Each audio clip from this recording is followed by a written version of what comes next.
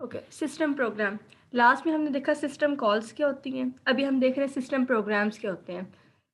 System programs means पूरे system को manage करने के लिए प्रोग्राम, ठीक है। System programs also known as a system utility, ठीक है। सिस्टम यूटिलिटी आपको पता होगा, हम लोग अक्सर कहते हैं हमारा सिस्टम सॉफ्टवेयर होता है जिसके अंदर ऑपरेटिंग सिस्टम होता है और यूटिलिटी प्रोग्राम्स होते हैं। वो सारे क्या करते हैं, ओवरऑल हमारे सिस्टम को जो है मैनेज कर रहे होते हैं, ठीक है। इसी तरह से सिस्टम यूटिलिटीज़ क्या हैं, ये सिस्टम प्रोग्राम्स क्या हैं, ये हमारे सिस्टम को ओवरऑल मैनेज कर रहे होते हैं, कंट्रोल कर रहे होते हैं और हमें एग्जीक्यूशन के लिए या डेवलपमेंट के लिए एक कन्वीनियंट इन्वायरमेंट प्रोवाइड कर रहे होते हैं, ठीक है। आप यूँ समझिए कि सिस्टम की जो अवेलेबिलिटी है वो इन्हीं यूटिलिटीज़ की वजह से होती है, ठीक है। System utilities provide a convenient environment for program development and execution, ठीक है। प्रोग्राम की डेवलपमेंट और एग्जीक्यूशन के लिए ये हमें एनवायरनमेंट प्रोवाइड करती है और कन्वीनिएंट एनवायरनमेंट प्रोवाइड करती है, ठीक है। अब ये कौन-कौन सी हैं, ये डिफरेंट नेम यहाँ पे लिखे हुए हैं, इनको वन बाय वन हमने आगे जाके डिटेल में देखना है, ठीक है। फाइल मैनिपुलेशन है, स्टेटस इन्फॉर्मेशन है, प्रोग्रामिंग लैंग्वेजेस को सपोर्ट करते हैं, प्रोग्राम की लोडिंग एंड एग्जीक्यूशन के लिए काम करते हैं, प्रोसेसेस के दरमियान कम्युनिकेशन करवाते हैं, बैकग्राउंड सर्विसेज परफॉर्म करते हैं और एप्लीकेशन प्रोग्राम्स है, ठीक है। इन सबको बारी-बारी हम लोग देख लेते हैं। First one is file management. File management के अंदर क्या है, create, delete, copy, rename, print, dump, ठीक है। मतलब एक फाइल से रेलिवेंट जितने भी ऑपरेशन परफॉर्म करने हैं ना, उन सबको मैनेज करना जो है वो फाइल मैनेजमेंट में आ जाएगा, ठीक है। तो जिस तरह हमने पीछे सिस्टम कॉल्स देखी थी, ये उन्हीं से मिलता-जुलता टॉपिक है, ठीक है। इसलिए लास्ट टाइम इसको वहाँ पे ब्रेक कर दिया था। तो फाइल मैनेजमेंट के अंदर क्या आ जाएगा, फाइल को क्रिएट करना, डिलीट करना, कॉपी करना, रीनेम करना, एक जगह से दूसरी जगह ट्रांसफ़र करना, ये सारे काम फाइल मैनेजमेंट में आ जाएंगे, ठीक है। Status information. स्टेटस इन्फॉर्मेशन के अंदर क्या आ जाएगी, आपके सिस्टम के जो करंट स्टेटस होगा उसकी इन्फॉर्मेशन, ठीक है। आप लोग कहते हैं कि हमारे सिस्टम की करंट डेट क्या है या फिर करंट टाइम क्या है, हमारे सिस्टम का अवेलेबल कितनी मेमोरी है, कितनी मेमोरी यूज़ हो गई है, ठीक है। डिस्क स्पेस को चेक करते हैं वो कितनी बाकी है या फिर कितनी कंज्यूम हो गई है। इस टाइम हमारे सिस्टम के साथ कितने नंबर ऑफ़ यूज़र जो है वो कनेक्टेड हैं, उनका सेशन टाइम क्या है, कितने जो हैं वो पहले से होके जा चुके हैं, ठीक है। तो इस तरह जितनी भी स्टेटस है ना आपके सिस्टम का, उसको यहाँ पे मैनेज किया जाता है, ठीक है। उसके अलावा आपके सिस्टम की परफॉर्मेंस कैसी चल रही है, कैसी स्पीड दे रहा है, लॉगिंग बैकअप आप लोग रख लेते हैं उसके अंदर। उसके अलावा डिबगिंग इन्फॉर्मेशन, कि कोई एरर वगैरह नहीं है, उसकी डिटेक्शन साथ में देख लेते हैं। आपकी फ़ाइल फ़ॉर्मेट, उसकी प्रिंटिंग, मतलब सारे जितनी भी आपके सिस्टम की जो करंट स्टेटस होगा, जो करंट इन्फॉर्मेशन, जो करंट सिचुएशन होगी ना आपके सिस्टम की, उससे रिलेटेड सारी इन्फॉर्मेशन जो है वो किधर होगी? स्टेटस इन्फॉर्मेशन के पास, ठीक है? सिस्टम प्रोग्राम के पास, ठीक है? तो इसी तरह से नेक्स्ट है हमारे पास फ़ाइल मॉडिफ़िकेशन। जिस तरह से फ़ाइल मैनेजमेंट थी, फ़ाइल को मैनेज करते थे, इस तरह से फ़ाइल अगर आपने मॉडिफ़ाई करना है, फ़ाइल्स को चेंज करना है, अपडेट करना है, तो उसके लिए भी सिस्टम प्रोग्राम है। Text editor to create and modify file. आप फाइल्स को यहाँ पे क्रिएट भी कर सकते हैं और उनको मॉडिफाई भी कर सकते हैं। Special commands to search content of files और perform transformation of the text, ठीक है। इसके अलावा आप क्या है, फाइल में से कोई कंटेंट सर्च करना है सेपरेट करके, उसको कर सकते हैं। टेक्स्ट की ट्रांसफॉर्मेशन कर सकते हैं, एक से दूसरी लैंग्वेज के अंदर इसको ट्रांसफॉर्म कर सकते हैं, एक से दूसरे टेक्स्ट फॉर्मेट के अंदर इसको ट्रांसफॉर्म कर सकते हैं। उसके अलावा प्रोग्रामिंग लैंग्वेजेस सपोर्ट है, ठीक है। सिस्टम प्रोग्राम जो है आपकी प्रोग्रामिंग लैंग्वेजेस को सपोर्ट करते हैं। उसके लिए कंपाइलर अवेलेबल होते हैं, असेंबलर हैं, डिबगर हैं, इंटरप्रेटर हैं, ठीक है। वो सारी चीज़ें जो आपने सी और सी प्लस प्लस में पढ़ी होंगी, ये सारी जो है वो आपके सिस्टम प्रोग्राम्स होते हैं, जो आपके सिस्टम के लिए एनवायरनमेंट प्रोवाइड कर रहे होते हैं और आपको फैसिलिटेट कर रहे होते हैं कि आप वहाँ पे जो है अपनी कोडिंग करें और उनको रन करें, ठीक है। Next one is programme loading and execution.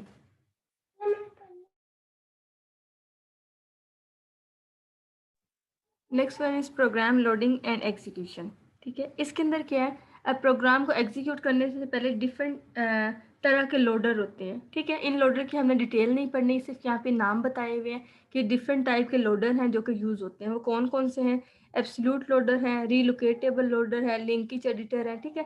ये सारे क्या है, आपकी आप जब प्रोग्राम करते हैं तो वहाँ पे ये आपको फैसिलिटेट कर रहे होते हैं। आपकी जो फाइल्स हैं वो लाइब्रेरीज के साथ लिंक कर रहे होते हैं, उनको जो है लोड कर रहे होते हैं। अगर उन्होंने एक से दूसरी जगह जाना होता है तो रीलोकेटेबल एड्रेसेस उनको प्रोवाइड कर रहे होते हैं, ठीक है। तो उनके लिए भी क्या है, एनवायरनमेंट प्रोवाइड कर रहे हैं। उसके अलावा कम्युनिकेशन है। कम्युनिकेशन में क्या है, provide a mechanism for creating virtual connection among processes, user and computer system, ठीक है। आपके सिस्टम के ऊपर डिफरेंट यूज़र लॉगिन है या फिर डिफरेंट प्रोसेसेस काम कर रहे हैं, तो उनके दरमियान कम्युनिकेशन करवाने के लिए, उनके दरमियान इंफॉर्मेशन को शेयर करने के लिए कम्युनिकेशन सिस्टम प्रोग्राम है। ये क्या करता है, इनके दरमियान जो है कम्युनिकेशन करवाता है। अब वो कम्युनिकेशन जो है वो दो तरह से हो सकती है, या तो मैसेज पासिंग के थ्रू हो सकती है या फिर शेयर्ड मेमोरी के थ्रू हो सकती है, ठीक है। ये दो मॉडल हैं कम्युनिकेशन के। इंटर प्रोसेस कम्युनिकेशन एक टॉपिक आगे आएगा, वहाँ पे हम लोग इसको इन डिटेल देखेंगे, ठीक है।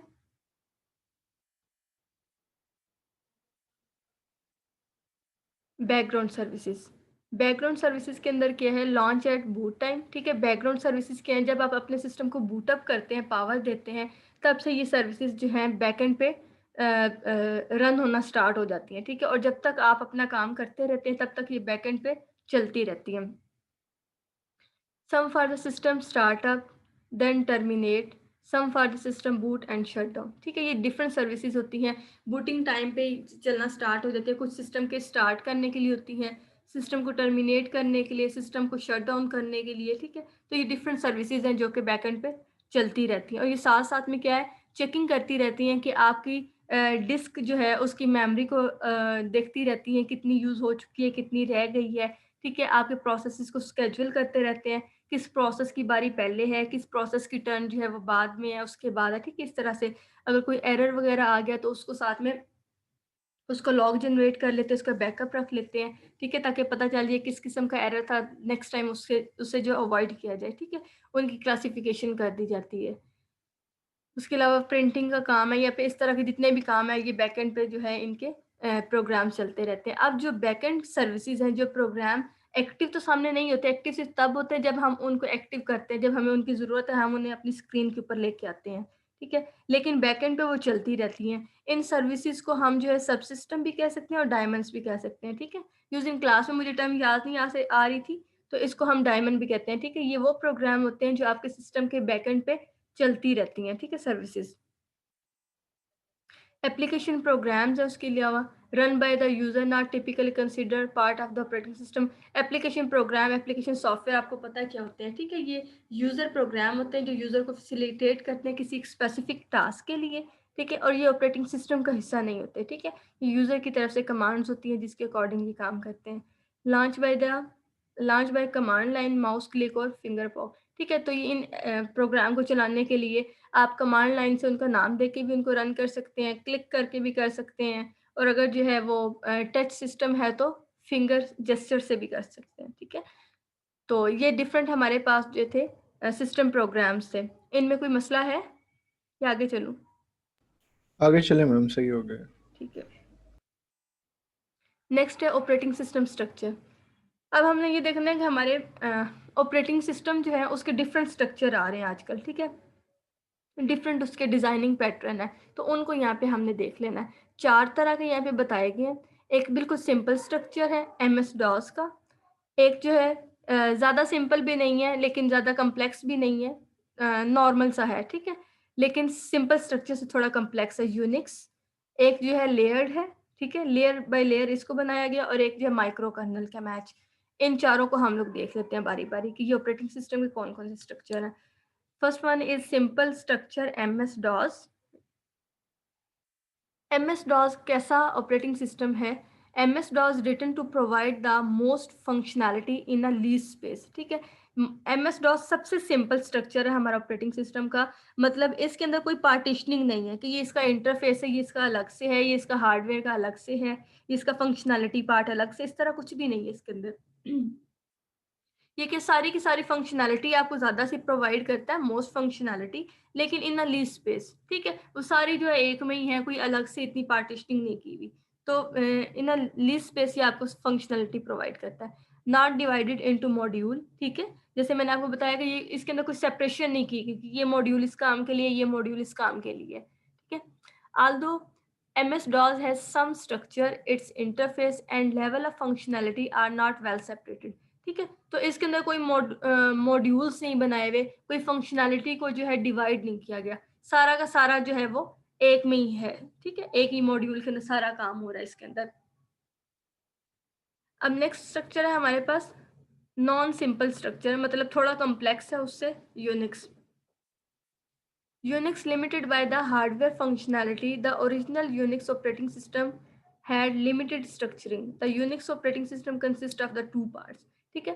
अब ये कि यूनिक्स जो ऑपरेटिंग सिस्टम है ना, ये हार्डवेयर की वजह से कुछ लिमिटाइज है, लेकिन ये बिल्कुल MS DOS की तरह इतना भी सिंपल नहीं है, लेकिन बहुत ज़्यादा कॉम्प्लेक्स भी नहीं है, ठीक है, नॉर्मल सा है। क्योंकि MS DOS बिल्कुल ही सिंपल एक ही स्ट्रक्चर के अंदर सब कुछ आ जाता था, लेकिन यहाँ पे जो है यूनिक्स के अंदर इसको एटलीस्ट 2 पार्ट्स के अंदर डिवाइड किया गया, एक में नहीं है, ठीक है। 2 पार्ट्स इसके जो है सेपरेट बना दिए गए हैं।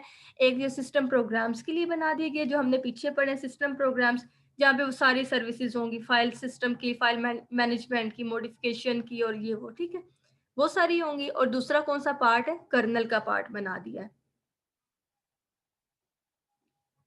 अब कर्नल के अंदर क्या है, सिस्टम प्रोग्राम्स को हम लोग पीछे पढ़ चुके हैं। कर्नल के अंदर क्या है, कर्नल क्या होता है, आप लोग को पता है कर्नल क्या होता है? ऑपरेटिंग सिस्टम के अंदर एक कर्नल होता है, क्या होता है? नहीं क्या पता होता है मैम? बता दें अगर पता तो। मैडम पढ़ा था पर भूल गया। Kernel consists of everything below the system call interface and above the physical hardware.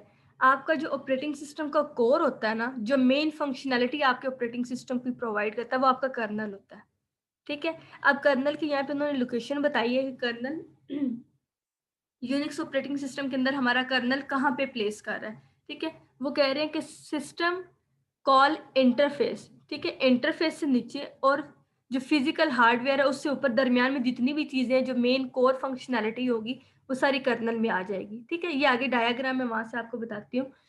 Provide the file system, CPU scheduling, memory management, other operating system function, a large number of function for one level, ठीक है। मतलब जितने भी main task आ रहे हैं ना आपके CPU scheduling के, आपके मेमोरी मैनेजमेंट के, आपके डिस्क मैनेजमेंट के, वो सारे मेन जो टास्क है वो कौन परफॉर्म करता है, आपका कर्नल, ठीक है। जो कोर फंक्शनैलिटी है वो कर्नल परफॉर्म करता है।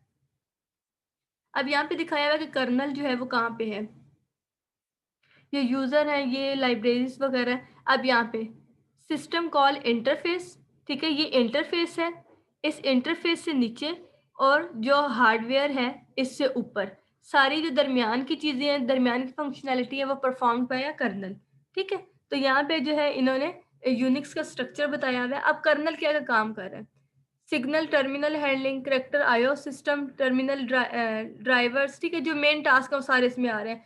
फाइल सिस्टम की मैनेजमेंट हो रही है, इनपुट आउटपुट जितनी भी फाइल्स हैं उनकी यहाँ पे स्वैपिंग हो रही है। ये जितनी भी टर्म्स बोल रही हूँ ये इटसेल्फ एक टॉपिक है अलग अलग से, इनको अगर डिटेल पढ़नी है, लेकिन यहाँ पे सिर्फ इनके मैं आपको नाम बता रही हूँ, ठीक है। डिस्क और टेप ड्राइवर्स हैं, ठीक है, इनकी मैनेजमेंट है, इनकी स्पेस को सारा एलोकेट करना, डी एलोकेट करना, CPU की स्केजुलिंग करना, CPU के अंदर प्रोसेसेस के पेज बन जाते हैं उनकी रिप्लेसमेंट करना, पेज को ऑन डिमांड रिक्वायर करना, वर्चुअल मेमोरी बनाना, ये सारे काम जो है ये कर्नल का काम है, ठीक है। तो यहाँ पे लोकेशन बताई हुई है कि जो आपका इंटरफेस है उससे नीचे और जो आपका हार्डवेयर है उससे ऊपर, दरमियान की जितनी भी कोर फंक्शनैलिटी है वो परफॉर्म हो रही है कर्नल से, ठीक है। अब नेक्स्ट हमारे पास ऑपरेटिंग सिस्टम का स्ट्रक्चर है लेयर्ड। लेयर्ड के अंदर क्या है, यहाँ पे ऑपरेटिंग सिस्टम के जितने भी टास्क हैं उनको लेयर्स के अंदर डिवाइड कर दिया और लेयर बाय लेयर जो है वो परफॉर्म होती हैं। यहाँ पे लेयर्स दिखाई गई हैं। ये जो 0 लेयर है, सबसे इनर लेयर, ये हार्डवेयर की लेयर है, ठीक है। सबसे लोअर लेवल ऑपरेटिंग सिस्टम का स्ट्रक्चर होता है, सबसे नीचे जो है वो हार्डवेयर होता है, ठीक है। उसके ऊपर जो है वो सारी फंक्शनैलिटीज, लाइब्रेरीज वगैरह वो वाली चीजें होती है, और टॉप पे जो है वो इंटरफेस होता है, यूजर प्रोग्राम।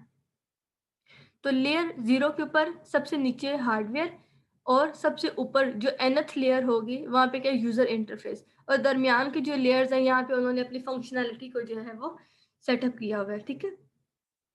तो ये लेयर अप्रोच है।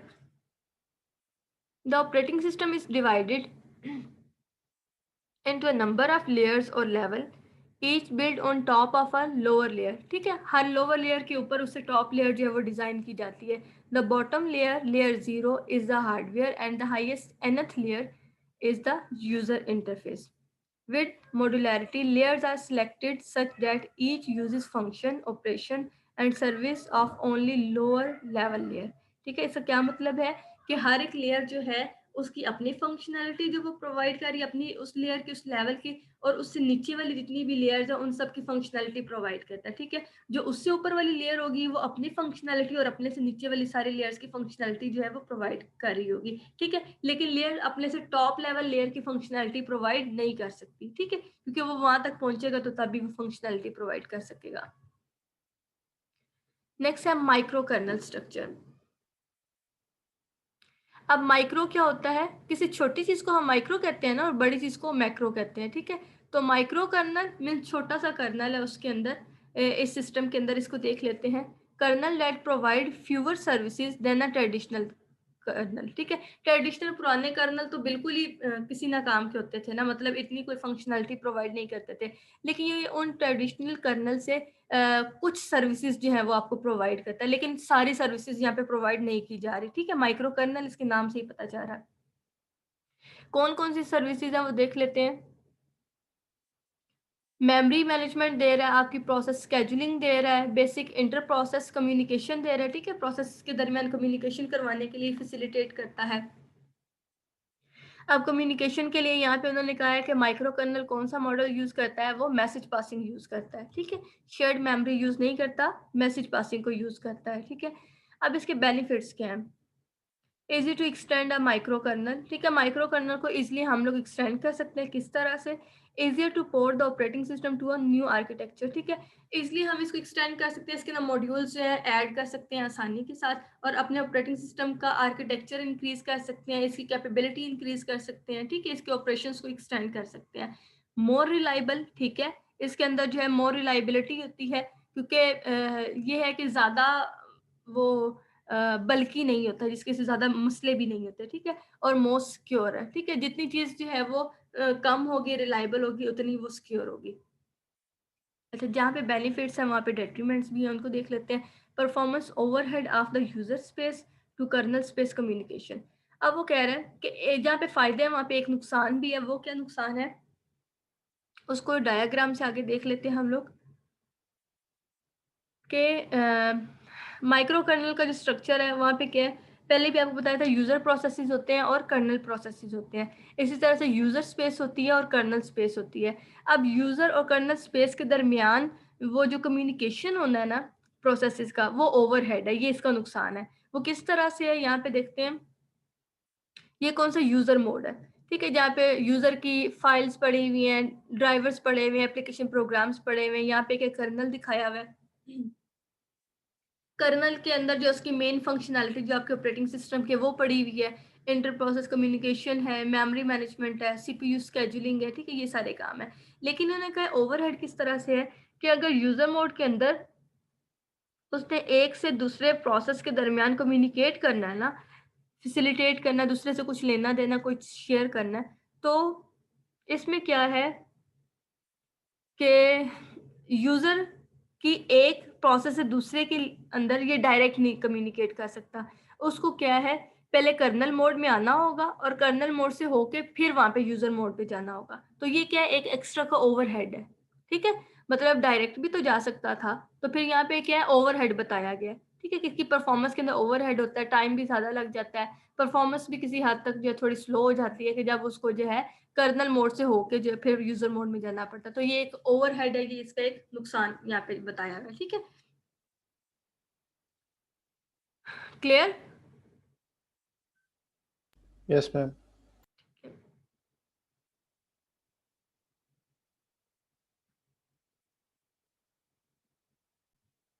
अच्छा, अब कुछ मॉड्यूल्स हैं उनको हम लोग देख लेते हैं।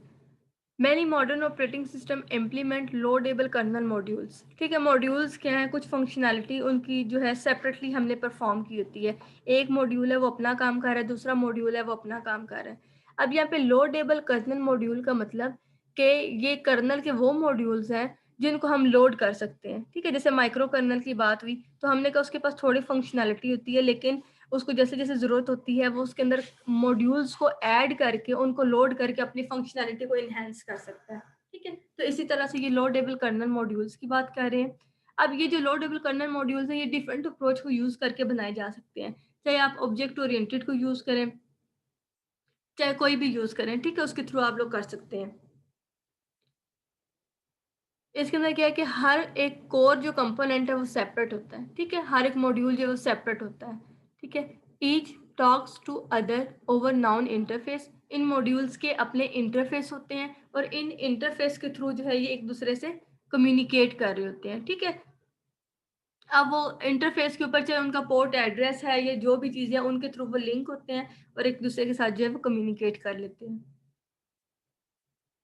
Each is loadable as needed within the kernel, ठीक है। इनमें से हर एक जो है वो लोडेबल मॉड्यूल बना हुआ होता है, जब उसकी ज़रूरत होती है तो हम उसको लोड कर लेते हैं, ठीक है।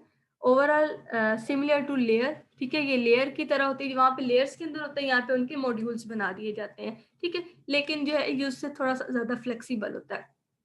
लेयर में क्या, लेयर के अंदर डिवाइड तो कर दिया लेकिन वो सारी लेयर होती हैं। मॉड्यूल में ये है कि जिस मॉड्यूल की ज़रूरत है उसको लोड कर लिया, ठीक है, तो ज़्यादा हैवी नहीं होता।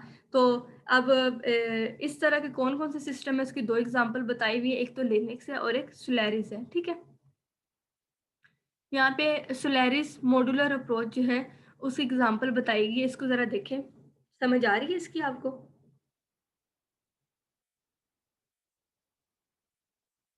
क्या बना हुआ है इस डायग्राम में, क्या कह रहे हैं ये?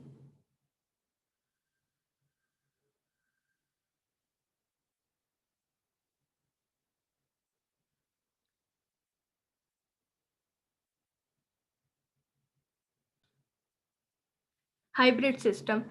Most modern operating system are actually not one pure model, ठीक है। आजकल के मॉडर्न ऑपरेटिंग सिस्टम जो है वो कोई एक सिंपल स्ट्रक्चर नहीं होता। वो क्या करता है, जो से अच्छे ऑपरेटिंग सिस्टम है उनकी अच्छी अच्छी जो फंक्शनैलिटी है उनको जो कंबाइन कर लेता है और उससे एक हाइब्रिड अच्छा सा ऑपरेटिंग सिस्टम जो है वो बन जाता है, ठीक है।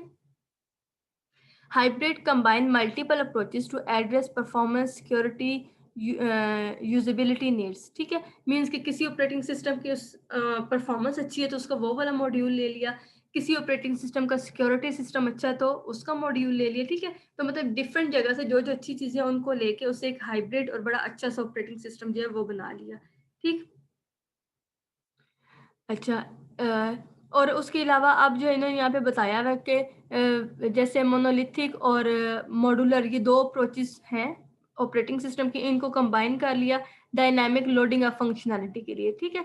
मतलब उनको अगर किसी को ज़रूरत है कि वो डायनामिकली लोडिंग अच्छी हो उसके सिस्टम की परफॉर्मेंस, तो उसके लिए उसने ये 2 मॉड्यूल्स इकट्ठे कर लिए। Window mostly monolithic plus micro kernel for the different subsystem personalities, ठीक है। तो विंडोज़ के अंदर क्या मोनोलिथिक और माइक्रो कर्नल जो हैं उनको इकट्ठा कर लिया। तो मतलब जहाँ पे जैसी आपकी नीड है वैसे आपने मॉड्यूल्स को ऐड अप करके हाइब्रिड अपने सिस्टम बना लिए, ठीक है।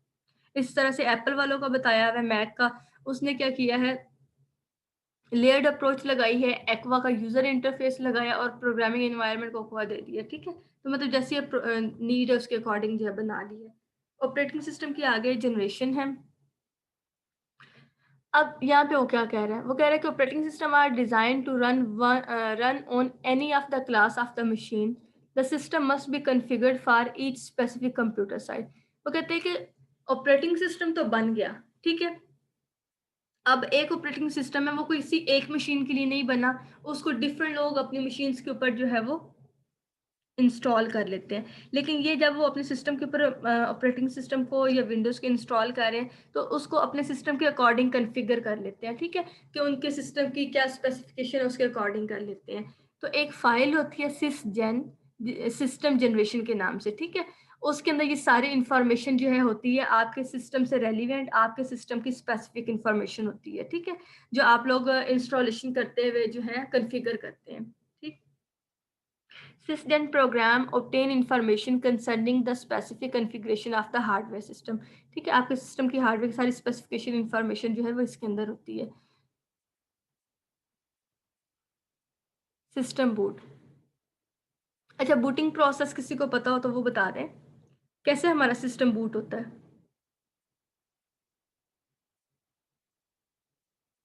कोई आइडिया हो तो बता दें। Ma'am no When power initialized on system, execution start at a fixed memory location। ठीक है, जब हम अपने सिस्टम को पावर देते हैं, स्विच ऑन करते हैं, execution start at a fix memory location. तो एक फिक्स मेमोरी लोकेशन है जहाँ पे हमारा सेटअप पड़ा होता है, जहाँ से वो स्टार्ट होता है सारा काम। ठीक है, ROM use to hold the initial boot code. ठीक है, हम सिस्टम को पावर देते हैं तो हमारा सिस्टम बूट होता है। बूट होने के लिए बूटिंग कोड होता है जो कि रन होता है, और वो बूटिंग कोड कहाँ पे होता है? या तो हमारी रोम में होता है या फिर हमारे ई प्रोम में होता है। ठीक है, यहाँ पे पड़ा होता है। Operating system must be made available to the hardware so hardware can start it.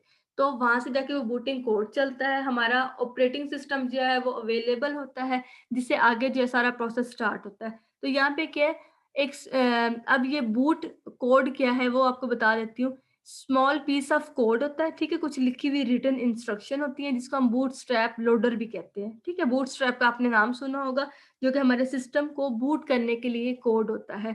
Stored in अ रोम और ई प्रोम लोकेट्स द कर्नल। ठीक है, ये रोम या ई प्रोम के अंदर पड़ा होता है। ये क्या करता है? स्टार्ट होता है, कर्नल को फाइंड करता है कि ऑपरेटिंग सिस्टम का कोर क्या है? कर्नल होता है। ठीक है, उसको लोड किया जाता है मेमोरी के अंदर, और फिर उससे आगे सारा सिस्टम जो है वो स्टार्ट हो जाता है। हमारे सामने जो है वो इंटरफेस शो हो जाता है, और आगे जो भी हमने टास्क परफॉर्म करना होता है वो हम लोग करने लग जाते हैं। ठीक है, common bootstrap loader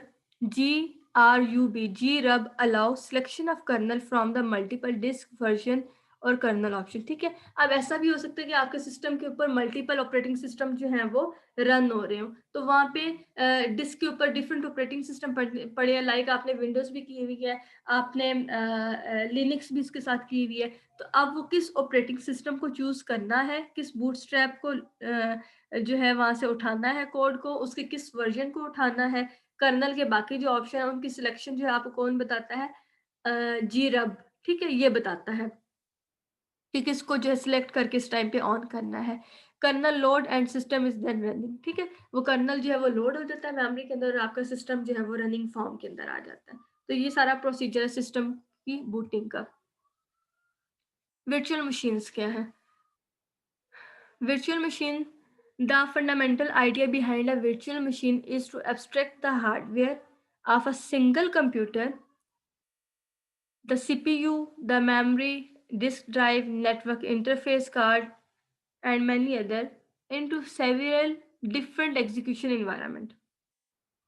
virtual machine का पर्पस क्या है कि आपके एक सिंगल हार्डवेयर, आपके एक कंप्यूटर, एक हार्डवेयर, एक मशीन को वर्चुअलाइज करना, उसको एब्स्ट्रैक्ट करना, और आप वहाँ पे जो एक इल्यूजन क्रिएट कर देना कि यहाँ पे जो मल्टीपल सिस्टम जो है वो रन हो रहे हैं। ठीक है, मशीन एक है, लेकिन उसको इस तरह से इल्यूजन करके दिखाना, इस तरह से एब्स्ट्रैक्ट करना कि इसके ऊपर मल्टीपल जो है ऑपरेटिंग सिस्टम रन हो रहे हैं, और हर ऑपरेटिंग सिस्टम जो है वो डिफरेंट टास्क परफॉर्म कर रहे हैं। ठीक है, तो आप यूँ कह सकते हैं कि धोखा देना, इल्यूजन। ठीक है, एक इल्यूजन क्रिएट कर देना कि असल में है एक ही मशीन आपके सिस्टम की, एक ही हार्डवेयर है, लेकिन उसके ऊपर जो है मल्टीपल जो है वो मशीन्स बना देना, वर्चुअल मशीन। ठीक है, वर्चुअल मशीन जो कि एक्चुअल में एग्जिस्ट नहीं कर रही। ठीक है, वर्चुअली वहाँ पे क्रिएट कर देनी, वर्चुअली वहाँ पे उनके सिस्टम जो सेटअप कर देने, और वहाँ पे जो है इस तरह से होना कि वो सेपरेटली काम कर रहे हैं। ठीक है, ये डिफरेंट पर्पस के लिए यूज होता है, परफॉर्मेंस के लिए, स्पीड इनहेंस करने के लिए, multiple task at the same time perform करवाने के लिए। ठीक है, उनके लिए देयर बाय इसकी कोई क्रिएटिंग द एग्जांपल जी इसकी कोई एग्जांपल वर्चुअल मशीन खुद नाम जो है ना, इसी से ये स्पेसिफाई हो जाता है कि इस पे क्या काम हो रहा है। एग्जाम्पल अभी देती हूँ।